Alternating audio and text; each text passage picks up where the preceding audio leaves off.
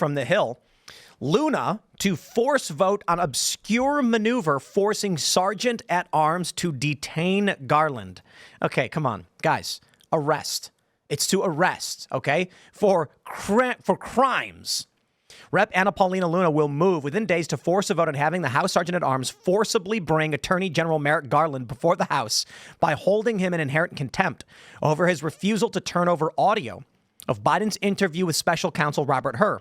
Luna sent a letter to her colleagues Monday saying she will call up her inherent contempt resolution in the next few days when she raises the question of privilege. Leaders will have to schedule action on the resolution within 2 legislative days.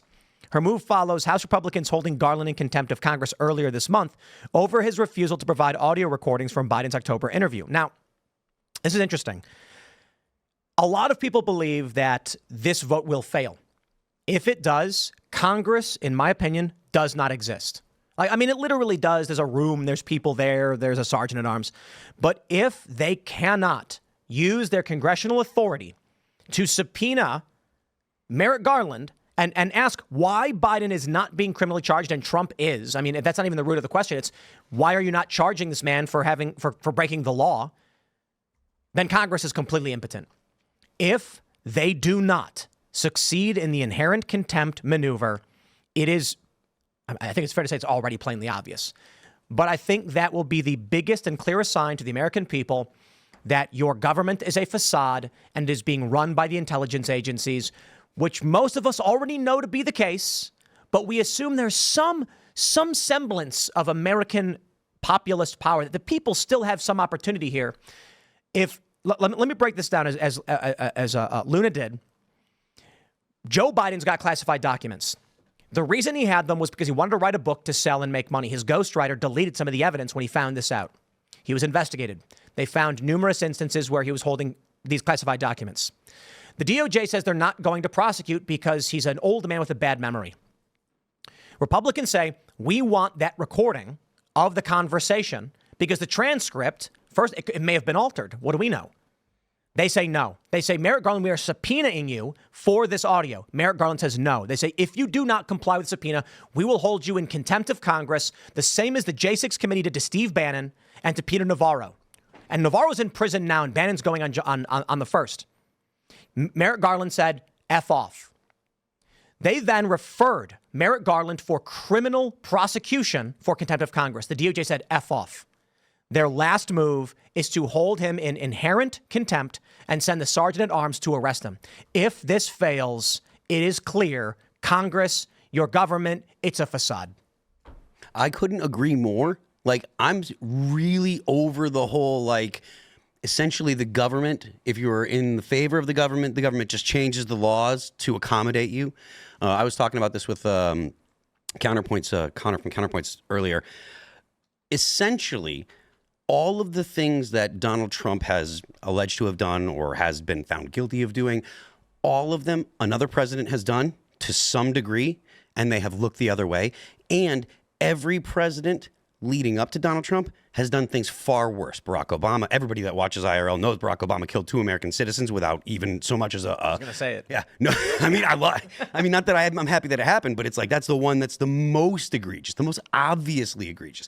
Never mind the fact that George Bush allowed spying on the entire country that was unconstitutional. Essentially, if the establishment approves of you, they just say, well, it's fine. You can have classified documents in your garage. Mm-hmm. You can have classified documents on a server in your bathroom. It's okay for you because you are. And they will stage evidence against you if you're the political enemy like Trump. Yeah. So I love the fact. Hopefully they do pick him up. If there is any justice, there would be. I don't expect this to happen. I think they will, though. Just right? real quick. I just would like to, maybe iMessage or an email stumbles upon some journalists about when and where the arrest will take place. And then at 4 a.m., there will be a news crew out in front of Garland's house, like with Roger Stone, But there's no way I to sound send a note of new skepticism here. So what's being proposed here? The House has a razor thin Republican majority. Or something. It's very small. And so what's being proposed here is to put the chief law enforcement officer of the United States on trial. First of all, I think it would fail. And second of all, it's a bad look. So the real story with Trump, and the story that a lot of otherwise well-intentioned people are sort of unwilling to talk about, is the story of Trump and organized crime. And over the past year or so, there have been a number of very, very interesting. Look, I don't think the Biden Justice Department is sacrosanct. I don't think they're saints, but they have had a number of pretty notable successes against organized crime. Big prosecutions of like the Gambino family, the Sinaloa cartel. We should applaud those things. And so now a party that's standing behind President Trump, who has a long-standing relationship with organized crime, is proposing to try the nation's chief law enforcement officer in Congress. Does that seem like it's on the up and up?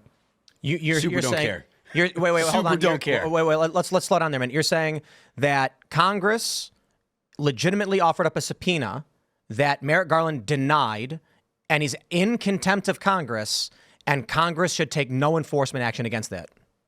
It's been routine for, I don't think it's good in general that the executive branch routinely shrugs off subpoenas from Congress. But the fact is, if you're going to change that incentive structure, this isn't the way to do it. Putting the nation's chief law enforcement officer on trial in Congress with this, cockamamie triple bank shot of a constitutional maneuver. How is this cockamamie triple bank shot? It's an utterly obscure idea. It is it appears to be a standard order of operations. When was the last time it happened? 1937, I think. Okay, is that what it was? So it's been about 90 years. Uh-huh. Okay. I'd say about 100 years since it was ever enforced. Well, so I suppose the issue is, if Peter Navarro's in prison and Steve Bannon's on his way to prison for contempt of Congress, this nation, the DOJ, we expect that when a subpoena is issued by Congress, it be answered or else. And for the DOJ for Merrick Garland to deny Congress's authority when the Republicans finally have some kind of majority to take some kind of investigative action, they don't criminally charge Joe Biden, but they do criminally charge Donald Trump. Okay, we've got a problem here. It's one or the other, not both. The FBI staged evidence in a photograph they released to the public that is tilting the public opinion against Trump. We've got a clear conflict of interest. So then we say, okay, how about this? Merrick Garland, give us the audio recording of that interview Biden had with her so we can understand exactly why Biden is not being charged, but Trump is. We want the context around Biden. They say no. They deny a subpoena. Well, Bannon's going to jail in 5 days for the same thing. Mm-hmm. This nation does not exist if laws are only applied on one side of the aisle. If Merrick Garland denies answering the subpoena, and the only other thing Congress can do is inherent contempt, which hasn't been used in 100 years. Sounds like we're in a really, really dramatic and drastic circumstance requiring such an action, which is in the standard order of operations. Eric Holder was held in contempt over the Fast and Furious scandal in about 2012. Basically, nothing came of it. Mm-hmm. And I mean, that's just how things have been done. Is it a good thing? Well, that how they used to be done. How they go now is, if you're Peter Navarro, you go to prison, and if you're Steve Bannon, you go to prison as well. I suppose. And if that's the standard, then this is the actions we take. Yeah. I think Steve Bannon has done a lot of somewhat suspect things, to be perfectly honest with you. What does that have to do with a balance in how our law is enforced? I don't understand why Congress has to act because something happened to Steve Bannon. That doesn't follow to me. Steve Bannon was charged with contempt of Congress. Yeah. If Congress is going to refer for criminal indictment over what is a criminal action, contempt of Congress, then we expect that standard to be applied to all. You do not have a country. I mean, Steve Bannon is not the nation's chief law enforcement officer. Doesn't matter. No one's above the law. I don't see why I understand what you're talking about, but at the same time, what you're implying is that there are people that are above prosecution and people that are not. No, it implies that there are separation of powers issues. Well, I don't. Yeah, Steve Bannon, working as an advisor of the executive branch, was instructed by Donald Trump not to turn over executive documents under executive privilege. The Biden administration said, we as the new executive branch waive that. Well, this is a constitutional issue regarding whether or not the previous administration retains executive privilege. They do. It would be absurd to claim otherwise.